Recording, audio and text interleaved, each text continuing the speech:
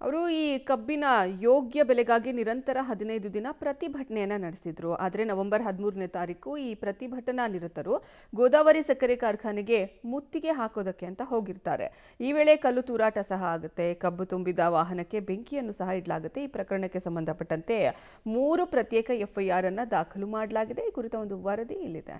ಗೋದಾವರಿ ಸಕ್ಕರೆ ಕಾರ್ಖಾನೆ ಬಳಿ ಟ್ರ್ಯಾಕ್ಟರ್ಗಳಿಗೆ ಬೆಂಕಿ. ರೈತ ಹೋರಾಟಗಾರರ ಮೇಲೆ 3 ಪ್ರತ್ಯೇಕ ಎಫ್ಐಆರ್. 17 ರೈತರ ವಿರುದ್ಧ ಎಫ್ಐಆರ್.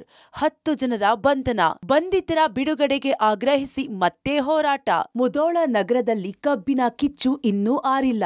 15 ದಿನಗಳ ಕಾಲ ನಡೆದ ಹೋರಾಟ ನವೆಂಬರ್ 13ರಂದು ವಿಕೋಪಕ್ಕೆ ತಿರುಗಿತ್ತು.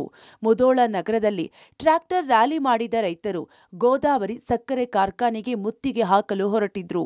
ಈ ವೇಳೆ ಉದ್ರಿಕ್ತರು 2 ಕಬ್ಬು ತುಂಬಿದ್ದ ಟ್ರ್ಯಾಕ್ಟರ್ಗೆ ಬೆಂಕಿ ಹಚ್ಚಿದ್ರು.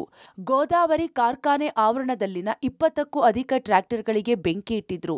ಇದೀಗ ಈ ಪ್ರಕರಣ ಸಂಬಂಧ ಮಹಲಿಂಗಪುರ ಠಾಣೆಯಲ್ಲಿ 3 ಪ್ರತ್ಯೇಕ ಎಫ್ಐಆರ್ ದಾಖಲಾಗಿವೆ. ಎಫ್ಐಆರ್ನಲ್ಲಿ 5 ಪೊಲೀಸ್ ಅಧಿಕಾರಿಗಳ ಕೊಲೆಗೆ ಯತ್ನ ಎಂದು ನಮೂದಿಸಲಾಗಿದೆ.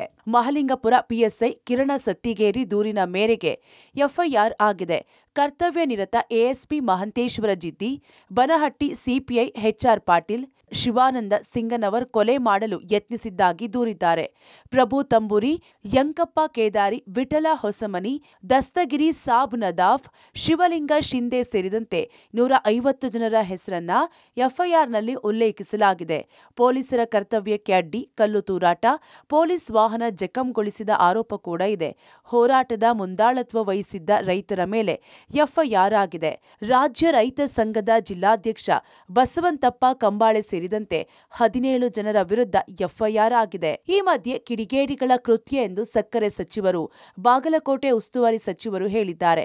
ಆದ್ರೆ ರೈತ ಮುಖಂಡರ ಮೇಲೆ ಯಾಕೆ ಎಫ್ಐಆರ್ ಮಾಡಿದ್ರು? ನಾವೇನು ಕಿಡಿಗೇಡಿಗಳೆಂದು ರೈತರು ಗರಂ ಆಗಿದ್ದಾರೆ. ಕಲ್ಲು ಹೊಡೆಯುವವರು ನಾವಲ್ಲ, ಬೆಂಕಿ ಹಚ್ಚುವವರು ನಾವಲ್ಲ.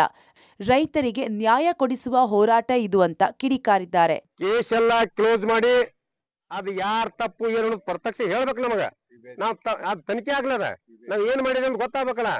ಅದನ್ನ ಬಿಟ್ಟು ಮತ್ತೆ ಯಾರೋ ಏನು ಮಾಡ್ಲಾರ್ದನ ಯಾರ ಕಡೆ ಕಲ್ಲುಗ್ಸುದು, ಗಲಾಟೆ ಮಾಡಿಸುವಂತದ್ದು.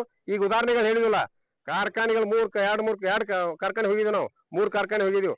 ಆದ್ರ ಕರೆ ಎಲ್ಲಿ ಏನು ಕನ್ಫ್ಯೂಸ್ ಆಗ್ಲಾರ್ದ ನಾವು ಹೋರಾಟಗಾರರು ರೇಟ್ ತಗೊಂಡು ಬಾಕಿ ತಗೊಂಡು ಕೆಲಸ ಮಾಡಿದ್ವಿ ಹೊರತು ಇಲ್ಲಿ ಯಾರು ಯಾರ ಕಡೆಯಿಂದ ಕಲ್ಲು ಉಗಿಸ್ಕೊಳ್ಳೋ ಕೆಲಸ ನಾವು ಮಾಡಿಲ್ಲ. ಆ ದೃಷ್ಟಿಯಿಂದ ಇವತ್ತಿನ ಕಾರ್ಯಕ್ರಮ ನಮ್ದು ಜೈಲ್ ಬರೋ ಕಾರ್ಯಕ್ರಮ, ಜೈಲ್ಗೆ ಹೋಗಕ್ ನಾವು ತಯಾರಿದೀವಿ. ಎಲ್ಲಾ ರೈತರು ಜೈಲಕ್ಕೆ ಹೊಕ್ಕಿವಿ. ಸಿದ್ದರಾಮಯ್ಯ ಸರ್ಕಾರ ನಮ್ಮ ರೈತರ ಕಬ್ಬು ಬೆಳೆಗಾರ ಜೈಲಾಗ ಇಡ್ಬೇಕಂತೇಳಿ ರೈತರು ನಮ್ದು ಕಬ್ಬು ಬೆಳೆಗಾರದೊಂದು ಹೋರಾಟ ಮುಂದುವರಿದಿದೆ. ಬಂಧಿತರಿಂದ ಬಿಡುಗಡೆಗೆ ಆಗ್ರಹಿಸಿ ರೈತರು ಮತ್ತೆ ಹೋರಾಟಕ್ಕೆ ಮುಂದಾಗಿದ್ದಾರೆ. ರೈತರು ಮುಂದೆ ಯಾವ ಹೆಜ್ಜೆ ಇಡಲಿದ್ದಾರೆ ಎಂಬುದು ಕುತೂಹಲಕ್ಕೆ ಕಾರಣವಾಗಿದೆ. Ravi Hallur, public TV, Bagalkot.